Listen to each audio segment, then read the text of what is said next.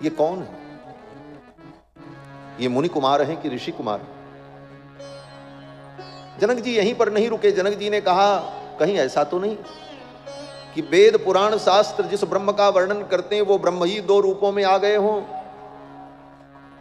विश्वामित्र जी ने कहा विदेहराज, वचन तुम्हार न हुई अलीका, तुम्हारी वाणी लीक से हटकर, सिद्धांत से हट करके नहीं बोल सकती। जनक तुम जो सोच रहे हो वही है, ब्रह्म ही दो रूपों में आ गए। जनक जी कहते हैं कि कथम पदभ्यामिह प्राप्तौ, ये आपके साथ पैदल चल करके इतनी दूर आए हैं? जनक जी ने यही पूछा विश्वामित्र जी से। विश्वामित्र जी ने कहा हम पैदल आए हैं, तो ये भी हमारे साथ पैदल ही आए। तो जनक जी कहते हैं इन्हें देख करके तो लगता है कि इतने सुकुमार हैं, ये पैदल चलने के योग्य नहीं है। और अगर ये पैदल चलकर आपके साथ अयोध्या से यहां तक चल करके ये आए, तो कथम पदभ्यामिह प्राप्तौ किमर्थम कस्य वा मुनि, ये पैदल चल करके इतनी दूर क्यों आए? इनके आने का प्रयोजन क्या हो सकता है? कोई व्यक्ति इतना बड़ा श्रम करे, इतना कष्ट उठाए, तो उसके पीछे कोई प्रयोजन होना चाहिए। इतनी दूर पैदल चल करके आने का इनका क्या प्रयोजन है? फिर तो विश्वामित्र जी ने सारी बात बताई कि ये अयोध्या के चक्रवर्ती सम्राट महाराज दशरथ के पुत्र हैं और मैं यज्ञ की रक्षा के लिए इनको लेकर के आया। इनके द्वारा मेरे यज्ञ की रक्षा हुई और अब आपके धनुष यज्ञ को देखने के लिए ये मेरे साथ यहां आए। जनक जी महाराज तो निश्चिंत हो। जनक जी के मन में यह भाव था कि मेरा यज्ञ कैसे पूरा होगा, लेकिन जब विश्वामित्र जी ने कहा कि इन्होंने मेरे यज्ञ की रक्षा की और मेरे यज्ञ को पूर्ण कराया, जनक जी जान गए जब विश्वामित्र जी के यज्ञ को इन्होंने पूर्ण किया तो मेरे यज्ञ में आए हैं, इसका मतलब मेरा भी यज्ञ अब निश्चित रूप से पूर्ण हो। अब तो जनक जी महाराज ने विश्वामित्र जी के रहने के लिए सुंदर स्थान दिया, सारी व्यवस्थाएं दी। जनक जी महाराज अपने दरबार में पहुंचे। अब यहां पर जो कथा है, मानस के कल्प के अनुसार विश्वामित्र जी महाराज के साथ राम जी रुके, शाम को नगर भ्रमण करने गए। नगर भ्रमण का वर्णन है मानस रामायण में। राम जी ने विश्वामित्र जी से कहा गुरुदेव आपकी अनुमति हो तो मैं लक्ष्मण को लेकर के जाऊं और नगर दिखा करके ले आऊं। नाथ लखनपुर देखन चाहिए, प्रभु सकोच डर प्रगट न कहिए। नाथ लखनपुर देखन चाहिए, प्रभु सकोच डर प्रगट न कहिए। जो राउर आयसु में पावो, जो राउर आयसु में पावो। नगर दिखाई तुरंत ले आवो, नगर दिखाई तुरंत ले आवो। नाथ लखनपुर देखन चाहिए, प्रभु सकोच डर प्रगट न कहिए। प्रभु सकोच डर प्रगट न कहिए, प्रभु सकोच डर प्रगट न कहिए। राम जी ने विश्वामित्र जी से कहा गुरुदेव लक्ष्मण को नगर देखने की इच्छा है, अगर आपकी अनुमति हो तो मैं लक्ष्मण को ले जाऊं और नगर दिखा करके ले आऊं। कितनी अद्भुत बात है, नगर देखने की इच्छा राम जी को नहीं हुई, लक्ष्मण जी को हुई, विश्वामित्र जी को भी नहीं हुई। यह बड़ा सुंदर रूपक है। ये संसार, ये सृष्टि ही माया का नगर है और ये बनाया किसने? बोले परमात्मा ने। परमात्मा ने ही बनाया है, इसलिए परमात्मा के लिए कोई आश्चर्य नहीं है, उसे देखने की इच्छा ही नहीं होती, वो तो सब जानता है। इसलिए राम जी को नगर देखने की इच्छा नहीं। विश्वामित्र जी बोले विश्वामित्र जी भी जीव हैं, परंतु गुरु पद पर प्रतिष्ठित हैं और गुरु अपने ज्ञान के द्वारा जगत की सत्यता को जब जान लेता है तो फिर जगत को देखने और समझने की इच्छा नहीं रह जाती। लक्ष्मण जी बोले, लक्ष्मण जी भी परम ज्ञान संपन्न हैं। ऐसा नहीं है कि लक्ष्मण जी जगत की सत्यता को और इसके रहस्य को, माया के रहस्य को नहीं जानते, लक्ष्मण जी भी जानते। लेकिन इस कथा के माध्यम से ये शिक्षा दी जाती है कि लक्ष्मण जीव हैं और जीव के मन में नगर देखने की इच्छा होती, इस माया को देखने की इच्छा जीव की होती। अब बात दूसरी आती है कि जीव अगर केवल अपनी आंखों से देखेगा माया को तो ये माया बंधन का कारण बन जाएगी, लेकिन अपनी आंखों से संसार को, माया को देखते हुए साथ में भगवान की भी दृष्टि हो तो फिर संसार भी तुम देख लोगे और तुम्हें बंधन नहीं होगा। इसीलिए राम जी ने कहा, गुरुदेव आपकी अनुमति मिल जाए तो मैं लक्ष्मण को लेकर के जाऊं और नगर दिखाय तुरंत ले आऊं। क्यों बोले, नगर देखने में बड़ा झंझट है। माया का नगर देखने जाओगे, कहां फंस गए पता ही नहीं चलेगा, ये माया तुम्हें बांध लेगी। नगर भी देख लो और कहीं बंधन भी न हो और लौट करके चले आओ, बोले ये तभी संभव है जब भगवान तुम्हारे साथ में हो। इस संसार की माया को देखो, ये संसार माया है, इसे देखो, इसका अनुभव करो। संसार में जो माया से प्राप्त है उसका उपयोग भी करो, उपभोग भी करो, लेकिन अकेले नहीं, भगवान को हृदय में रखो, भगवान को साथ में रखो, तो ये माया तुम्हें बंधन में नहीं डालेगी और संसार की इस माया को तुम देख भी लोगे। राम जी ने कहा, गुरुदेव आपकी आज्ञा हो जाए तो नगर दिखाय तुरंत ले आऊं। मैं तुरंत लेकर। विश्वामित्र जी समझ गए। विश्वामित्र जी ने कहा, राम जाओ नगर देखाओ, लेकिन केवल नगर मत देखना,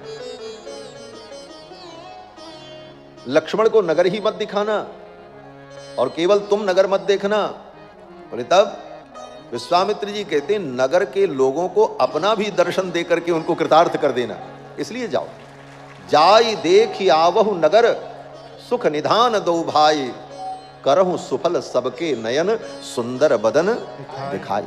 अपने सुंदर स्वरूप का दर्शन करके इन मिथिलावासियों को धन्य कर दो। फिर तो राम जी निकले महाराज लक्ष्मण जी को लेकर के नगर भ्रमण के लिए। मिथिला के जितने सखा थे, बाल गोपाल थे, सब लग गए पीछे पीछे।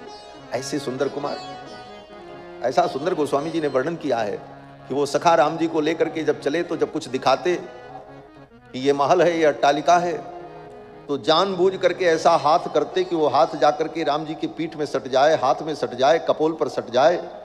क्यों बोले, संकोच लग रहा था और मन हो रहा था उन सखाओं को, जरा इनको हम छू करके तो देखें, इनको छूने में कितना आनंद है। इस प्रकार किसी न किसी बहाने ठाकुर जी का संस्पर्श प्राप्त करके वे सखा लोग परम आनंद का अनुभव करते। अब तो मिथिला के लोग दौड़ पड़े महाराज, धाये धाम काम सब त्यागी, मनोह रंग निधि लूटन लागी। सब लोग दौड़ पड़े, राम जी आए हैं, इनका दर्शन करें। राम जी के सौंदर्य माधुर्य को मानो लूटने के लिए मिथिला के लोग टूट पड़े।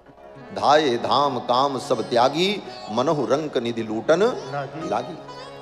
लेकिन उन मिथिलावासियों को पता नहीं था, जिसको लूटने आए हैं वो राम जी, तुम उनको लूटोगे वो तो बाद की बात है, तुम आओगे तो तुम ही लुट जाओगे। राम जी तो ऐसे हैं कि तुम्हारे दिल को, तुम्हारे चित्त को, तुम्हारे मन को लूट लेने वाले हैं। इनकी छवि ही ऐसी है, चित्त को चुरा लेने वाली। चित्त चोरन छवि रघुवीर की, बसी रहत निसिवासर हिय में, बिहरन सरजू तीर की। चित्त चोरन छवि रघुवीर की, चित्त चोर, ऐसी छवि रघुनाथ जी की। जब मिथिला की गलियों में राम लक्ष्मण घूमने लगे, लोग आजम जीते, गुरुपद कमल पलोटत पीते। गुरु जी के चरणों में बैठकर चरण संवाहन कर रहे। बार बार विश्वामित्र जी ने कहा, राम अब जाओ, सो जाओ। क्या पंक्ति है, बार बार मुनि आयस दिए। बार बार विश्वामित्र जी कहते हैं, राम जाओ अब शयन करो। ये बार बार कहने की क्या जरूरत पड़ी? गुरु जी एक बार कहते हैं तो बात मान लेनी चाहिए, और गुरु जी बार बार कह रहे हैं जाओ सो जाओ सो जाओ, लेकिन राम जी नहीं जाते। गुरु जी एक बार जो कहते मान लेना चाहिए। तो कहते हैं देखो कहां पर कितना अर्थ ग्रहण करना है यह भी विचार करना चाहिए। किसी भी काम को गुरु जी कहें तो एक बार गुरुजी कहते हैं तो मान लो उसे करना चाहिए। लेकिन जब गुरुजी की सेवा कर रहे हो और गुरुजी कहें अच्छा बस करो अब रहने दो, बोले तब नहीं मानना चाहिए। हो सकता है गुरुजी संकोच में कह रहे हो, इसलिए उस समय तो गुरुजी कहें भी फिर भी उनकी बात न मान करके उनकी सेवा में लगे रहना चाहिए, ये मर्यादा है। इसीलिए बार बार विश्वामित्र जी ने कहा, तब राम जी उठ करके गए शयन करने, फिर लक्ष्मण जी उनका चरण दबाते। बाद में लक्ष्मण जी ने शयन किया, फिर दूसरे दिन प्रातः काल उठे, नित्य कर्म से निवृत्त होकर गुरुजी को प्रणाम किया, फिर पुष्प वाटिका में पुष्प लेने गए। राम जी की मर्यादा ही राम जी का स्वरूप है। पुष्प वाटिका में राम जी जब पुष्प लेने गए तो फूल नहीं तोड़ रहे हैं, किसी को ढूंढ रहे हैं। किसको ढूंढ रहे हैं? बोले इस बगीचे का माली कौन है? बगीचे के माली को राम जी ढूंढ रहे हैं। चहुदिसि चितहि पूछि माली कन, चहुदिसि चितहि पूछि माली कन। चारों तरफ निगाह दौड़ाई, कहां माली है, दिख जाए। माली दिखा, किसी फूल में जल डाल रहा था। राम जी उसके पास चल करके गए, बुलाया नहीं, बुला भी लेते हैं माली इधर आओ। राम जी जनक राज के राज्य अतिथि हैं, इतना तो प्रभाव था ही। और विश्वामित्र जी के साथ में आए हैं, बुला लेते हैं माली इधर आओ, लेकिन नहीं, स्वयं माली के पास चल करके गए और माली से पूछा, भैया इस बगीचे की तुम रखवाली करते हो, इसकी साज सज्जा करते हो, मेरे गुरुजी ने पुष्प मांगा है, मैं पूजा के लिए पुष्प ले जाना चाहता हूं, आपकी अगर अनुमति हो तो मैं पुष्प ले लूं। ये मर्यादा। नहीं तो राम जी को पूछने की जरूरत पड़े। राम जी जनक जी के बगीचे से फूल तोड़ लें तो किससे पूछने की जरूरत? लेकिन फिर भी राम जी ने इतनी मर्यादा का पालन किया। किसी के बगीचे से एक फूल भी उसकी अनुमति के बिना अगर आप तोड़ते हैं तो आपको चोरी का ही पाप लगता है। ये बात नोट करना, वो चोरी का ही पाप है। किसी के वृक्ष से आप फल तोड़ लेते हैं, भले देखने वाला कोई न हो, लेकिन आपको चोरी का पाप है। एक घटना मुझे याद आती है, हमारे पूज्य गुरुदेव भगवान, एक बार लगभग 20 वर्ष पूर्व की घटना है। रामनवमी का दिन था, गुरुजी सरयू स्नान करने के लिए जा रहे थे और मुझसे कहा कि तुम भी चलो साथ में। मैं भी गया घड़ा लेकर के। गुरुजी ने स्नान किया, संध्या वंदन किया। जब संध्या वंदन करके चलने लगे तो पीछे पीछे हम थे। गुरुजी तो आगे निकल गए। वहीं घाट के किनारे एक घड़ी पड़ी हुई थी, किसी के हाथ की, छूट गई थी अथवा गिर गई थी। उस घड़ी पर मेरी दृष्टि गई, मैंने उस घड़ी को उठा लिया, पड़ी थी लावारिश। तो गुरुजी को हमने बताया कि गुरुजी ये घड़ी यहां पड़ी थी, देखिए। तो गुरुजी ने कहा कहां पड़ी थी? बताए, बोले यहां पड़ी थी। बोले यहीं रख दो। वहीं रखवा दिया। बोले चलो, चले आए। रास्ते में आकर के गुरुजी ने कहा कि अगर उस घड़ी को तुम उठा लेते और ले जाते तो तुम्हें चोरी का पाप लगता। और आज रामनवमी के दिन सरयू के तट पर ये चोरी का पाप तुम लेकर के जाओ। किसी की भी वस्तु हो, लावारिश ही क्यों न हो, अगर उसकी अनुमति के बिना आप ले जा रहे हैं, इसका मतलब आप चोरी कर रहे हैं, चोरी का ही पाप लगता है। ये मर्यादा है शास्त्र। राम जी एक फूल भी नहीं तोड़ते, पूछते हैं। हमने देखा है महाराज, हमारे गुरुदेव भगवान शौच के लिए हाथ मिट्टी करनी हो तो किसी के खेत से मिट्टी भी नहीं लेते। हाँ, चाहे जिसके खेत में से मिट्टी उठा ले, नहीं, जो व्यक्ति है, जो जानकार है, जिसके यहां है, उससे पूछ कर उसी से मिट्टी मंगा करके तब हाथ धुलते। अपने से मिट्टी उठा लें किसी के खेत से, बोले यह भी चोरी हो जाए। कितना सूक्ष्म है धर्म। धर्म केवल मंदिरों में जाना और घंटी बजाना नहीं है। धर्म केवल बड़ी बड़ी सभाएं करना नहीं है। धर्म हमारे जीवन में उतर जाए, धर्म हमारे आचरण में प्रतिष्ठित हो, सत्य, न्याय, सुचिता ये हमारे जीवन में प्रतिष्ठित हो, ये वास्तविक धर्म है। राम जी ने उस माली से पूछा और तब पूछ करके अनुमति लेकर के फूल को लेने लगे। उसी समय श्री सीता जी सखियों के सहित गौरी का पूजन करने के लिए आई थी। एक सखी जो थी वो बड़ी चंचला सखी थी जानकी जी की। जानकी जी जब पूजन करने लगी गौरी जी का, तो उस सखी ने सोचा चलो एक चक्कर लगा करके आ जाए बगीचे का, देखें यहाँ का क्या नजारा है। चंचलतावश वो सखी गई घूमने के लिए, चक्कर लगा करके देखने के लिए बगीचे में क्या क्या है। गई एक सखी सिय संग बिहाई, गई रही देखन कुलवाई, ते दो बंधु बिलो के जाई। राम लक्ष्मण को देखा और दौड़ करके आई। सीता जी ने पूछा, अरे तू इतनी बावरी क्यों हो गई, क्या हो गया तुझे? उस सखी ने कहा, मैंने कुछ देखा है। बोले क्या देखा? बोले वे दोनों कुमार जो कल नगर भ्रमण करने आए थे, जिनका दर्शन करके मिथिला के लोग कृतकृत्य हुए, विश्वामित्र मुनि के संग आए हैं, वे दोनों कुमार यहां बगीचे में फूल लेने आए, यहीं पास में मैंने उनको देखा। किशोरी जी ने कहा, तू देखा तो तू इतनी बावरी क्यों हो गई? फिर तो वो नाचने लगी महाराज। अब मिथिला की सखी है, बड़ी भावुक थी महाराज। हाय आई री। मिथिला में एक नदी है जिसका नाम है कमला। सखी कहती है कि लोकलाज कुल की मर्यादा को धो करके कमला में हमने बहा दिया, अब तो मैं बावरी हो गई। सच्ची बात है,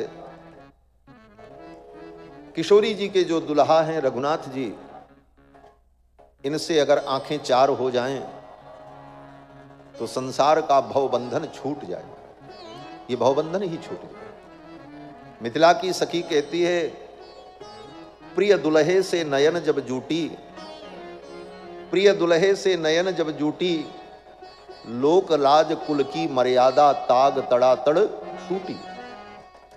प्रिय दुल्हे से नयन जब जूटी। मिथिला की सखी ने जब वर्णन किया तो किशोरी जी ने कहा, सखी वो कैसे हैं जरा बताओ तो। सखी ने कहा, मैं कैसे बताऊं? बोले क्यों? तुमने देखा है इसलिए बताओ। उस सखी ने बड़ी चतुराई से उत्तर दिया। सखी ने कहा, जिसने देखा है वो बोल नहीं सकती, और जो बोल सकती है बता सकती है उसने देखा ही नहीं है। बोले ऐसा कैसे? मिथिला की सखी ने कहा, आंखों ने देखा है, आंख बोल नहीं सकती, और मुख बोल सकता है। और फिर मंदिर में आकर के गौरी जी की पूजा की, स्तुति की। किशोरी जी ने कहा, जय जय गिरिवर राज किशोरी, जय महेश मुख चंद्र चकोरी। और जब स्तुति की तो पार्वती जी ने आशीर्वाद दिया। क्या आशीर्वाद दिया? बोले, मन जाहि राच्यो मिले सोबर सहज सुंदर, सांवरो करुणा निधान सुजान शील स्नेह जानत रावण। और इधर राम जी पुष्प लेकर के आए, विश्वामित्र जी को दिया। विश्वामित्र जी ने, गुरु जी ने पूजन किया, तो विश्वामित्र जी ने भी राम जी को आशीर्वाद दिया। क्या आशीर्वाद मिला? बोले, सुफल मनोरथ हो तुम्हारे। फिर तो विश्वामित्र जी के साथ भगवान श्री राम कुमार लक्ष्मण मुनिमंडली साथ में जनक जी के दरबार में उपस्थित हुए। धनुष यज्ञ की तैयारी थी, बड़े बड़े राजा आए थे और सब ने उस धनुष पर प्रत्यंचा चढ़ाने का प्रयत्न किया, लेकिन कोई भी उस धनुष को तिल भर उठा न सका। अंत में जब सब हार गए तो जनक जी को बड़ा दुख हुआ। जनक जी ने उठ करके कहा, तजहु आस निज निज गृह जाओ। अब जाओ अपने अपने घर। आप लोगों को नहीं कह रहे नहीं तो उठ के चले जाओ, अभी कथा सुननी, नहीं तो सोचो कि महाराज कह रहे हैं जाओ तो जाओ। जनक जी ने उन राजाओं से कहा, तजहु आस निज निज गृह जाहू, लिखा न विधि वैदेही विवाह। विधाता ने मेरी बेटी का ब्याह नहीं लिखा। अगर मुझे पता होता कि ये पृथ्वी वीरों से खाली हो गई तो मैं ऐसी प्रतिज्ञा ही नहीं करता। वीर विहीन मही मैं जानी, मैं तो जान गया ये धरती वीरों से खाली होगी।